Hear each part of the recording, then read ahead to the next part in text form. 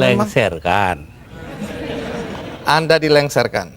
Apakah Anda masih tetap sampai saat ini tidak menerima dan menganggap itu tidak sah? Oh, nggak benar, nggak sah emang. Itu proyek politik dari MPR. Karena itu Amin Rais tidak merasa perlu memberitahu saya. Iya, dulu Anda atau sampai sekarang bahkan Anda tetap menganggap itu sebagai pelanggaran konstitusi. Pelanggaran apa sebenarnya? Pelanggaran konstitusi karena di situ ada insubordinasi. Tapi toh kenyataannya Gus Dur digantikan oleh Megawati, kemudian sekarang kita punya presiden namanya SBY, semua berjalan normal saja. Lalu apa negatifnya bagi bangsa dengan pencopotan Anda tadi? Bukan soal bangsa, ini soal hukum. Saya dilengserkan secara politis, secara hukum belum pernah dibuktikan saya bersalah. Yang bersalah bahkan pansusnya DPR. Tapi sesudah itu apa upaya yang Anda lakukan? Nggak ada, sebab penakut bangsa ini. Kenapa Anda bilang penakut? Bangsa ini penakut karena tidak mau bertindak kepada yang bersalah. Tapi sekian tahun sudah berlalu, Gus. Untuk apa rasa penasaran, perasaan? Loh, saya nggak pernah itu terserah bangsa Indonesia. Saya itu memaafkan semua sampai istri saya marah kepada saya karena saya pergi ke rumah Megawati. Tapi kenapa Anda lalu ke Megawati kalau memang Anda marah dan kecewa? Saya nggak marah, yang mestinya marah itu bangsa ini. Mereka diam aja lah, kenapa saya jadi ribut? Saya nggak mau ribut. Baik, Gus Dur. Tapi disuruh memandang itu benar, nggak bisa dong. Orang kan ada batasnya. Antara benar dan salah. Jadi yang benar dalam hal ini istri saya.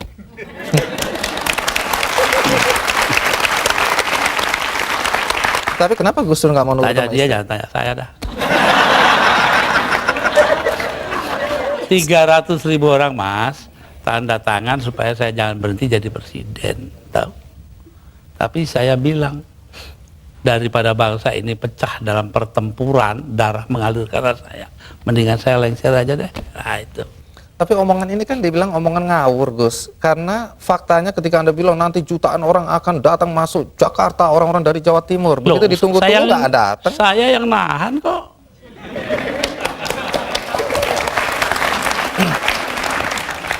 Jadi kalau nggak ditahan sama Gus Dur, datanglah beneran itu ya? Bukan begitu, artinya tetap saja kebenaran kita pertahankan, tapi sikap kita itu jangan sampai bangsa ini perang saudara. Dan itu pengorbanan Anda?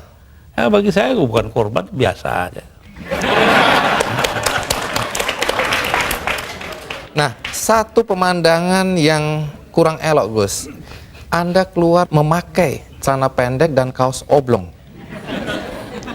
Banyak orang bilang itu tidak pantas sebagai presiden Anda tampil seperti itu. Mengapa Anda tampil seperti itu? Lah ya itu supaya saya nggak dianggap presiden. Terus manfaatnya apa dengan dianggap tidak sebagai presiden? Loh, orang dingin hatinya, nggak jadi marah. Siapa yang paling bertanggung jawab atas pencopotan Gus Dur sebagai presiden? Dalam upaya mencopot Anda, siapa orang yang paling bertanggung jawab atas pencopotan tersebut menurut Anda? 2. Siapa? Amin Rais dan Megawati. Mengapa? Hah? Tanya sana dong, gue tanya. Tapi mengapa setelah peristiwa ini hubungan Gus Dur dengan Amin Rais dan Megawati terlihat mesra kembali? Kalau memang Megawati dan Amin Rais dianggap orang yang paling bertanggung jawab atas pencopotan Anda, apakah Anda dendam sama mereka? Nah, ngapain dendam sama Amin? Artinya Gus Dur sudah melupakan itu, sudah memaafkan. Maafkan, lupa sih enggak. Nah, pernahkah setelah peristiwa ini, apakah itu Megawati atau Amin Rais datang ke Anda untuk meminta maaf? Enggak ada. Mereka merasa dirinya benar, ya sudah. Besok-besok akan terbukti oleh bangsa ini sendiri kok. Pernyataan ini agak bertentangan dengan kenyataan bahwa kelihatannya Gus Dur sama Pak Amin Rais sama Ibu Megawati akur-akur aja, rukun-rukun aja. Saya di dunia ini yang pantas pemimpin Indonesia ya, yang pantas jadi musuh saya cuma satu, Mas. Siapa itu? Pak Harto. Artinya tapi apa itu pun saya hari raya masih ke sana, masih jadi teman baik saya. Artinya apa itu? Artinya saya nggak punya musuh dong di Indonesia. Dari sekian presiden yang pernah kita miliki, Gus Dur memang figur yang cukup unik. Banyak yang mengatakan Gus Dur adalah figur yang nekat dan ucapan serta keputusannya sering sulit dipahami. Salah satu yang masih menjadi perdebatan sampai sekarang adalah ketika Gus Dur membubarkan Departemen Sosial dan Departemen Penerangan. Kalau Departemen Sosial dulu, apa alasan persisnya? Sementara banyak orang terlantar yang harus diayomi oleh Departemen itu. Persisnya itu. Karena departemen itu yang mestinya mengayomi rakyat ternyata korupsinya gede-gedean.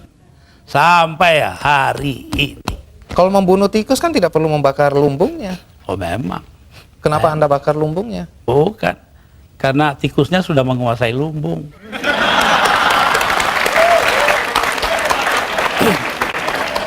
Depan dibubarkan. Kalau Depen jelas. Akibatnya sekarang pers itu sangat tidak terkontrol. Begini Bahkan pornografi sekarang merajalela. ya. Betul. Itu dosa Anda loh. Enggak dong. Dosa yang nyarin. Saya diapa-apakan itu saya bekerja menurut ketentuan Undang-Undang Dasar. Undang-Undang Dasar menjamin kebebasan berpikir. Dan itu hanya mungkin kalau Depen nggak ada. Sekarang nggak ada kebebasan berpikir. Tapi kalau kebebasannya seperti sekarang nggak ada yang kontrol, Gus. Loh, Siapa ya aja bisa. Kita kontrol nanti dong. Siapa yang mengontrol? Ya antara kita aja. Kenapa sih masyarakat juga penting peranannya kok? Memang hanya pemerintah aja. Baik, Gus. Satu lagi hal yang dicatat ketika Anda menjadi presiden dan agak kontroversial, yaitu masalah PKI. Banyak orang begitu khawatir ketika Anda dulu mencabut TAP MPR nomor 25 MPRS 1966. Sebab bertentangan dengan Undang-Undang Dasar, Mas. Tapi itu ada kesan pembelaan Anda terhadap orang-orang ex-PKI dan terserah, keluarganya. kesan nggak kesan terserah. Apa alasan Yang Anda? terpenting itu bahwa tugas mengucilkan PKI itu bukan tugas negara.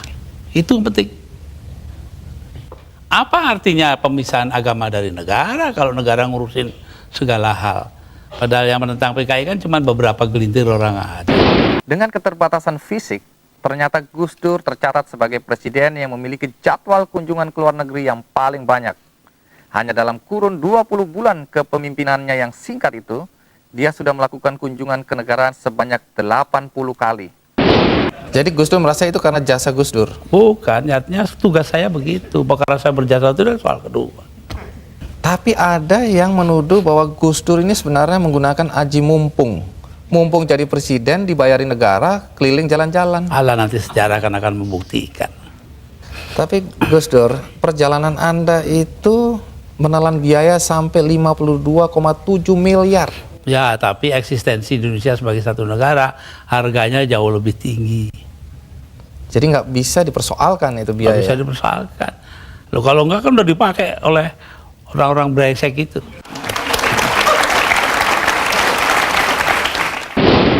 Dalam berbagai polling, nama Gus Dur masih termasuk yang cukup populer sebagai calon presiden pada tahun 2009 nanti. Apakah dia akan mencalonkan diri?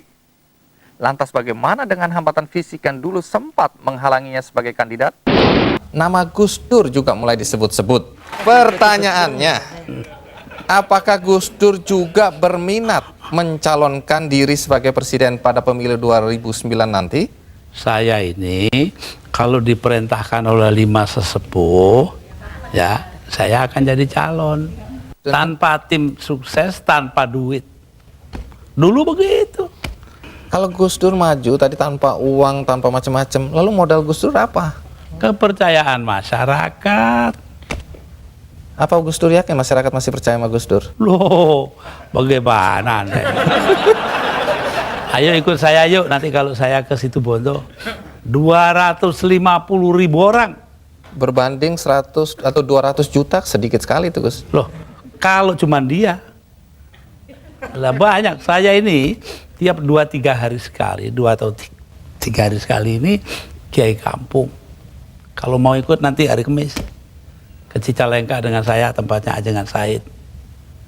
Itu 3.000 kiai kampung.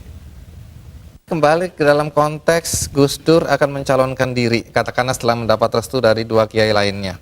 Pertanyaannya, dengan kondisi penglihatan yang terkendala ini Gus Dur, dan itu menjadi hambatan ketika Gus Dur dulu mau maju oleh KPU, dianggap bahwa tidak memenuhi persyaratan kesehatan fisik. Melanggar undang-undang. Tapi kan itu masih ada sampai sekarang, Gus Dur. 4 buah undang-undang karena KPU-nya dibiarkan curang. Kalau kemudian itu terjadi lagi sekarang ini tahun 2009? Ya biar aja. Rakyat masih ada ini. Tapi Gus Dur berarti nggak bisa maju dong? Apa? Nggak bisa maju karena Saya tuh terkendala oleh... nggak butuh maju kok. Orang tua itu kan punya solusi sendiri nanti. Ini sedikit berandai-andai Gus Dur. Kalau akhirnya Gus Dur tidak maju, siapa tokoh yang Anda anggap pantas untuk memimpin bangsa ini ke depan? Lebih dulu tanyalah, apa yang harus diperbuat bangsa kita? Bangsa kita ini paling kaya di dunia, kok jadi paling melarat sekarang? Artinya? Karena korupsi dibiarkan, tidak ditindak.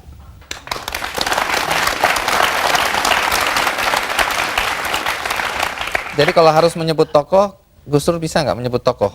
Siapa kira-kira yang pantas dari yang ada? Nanti dong, rahasia perusahaan.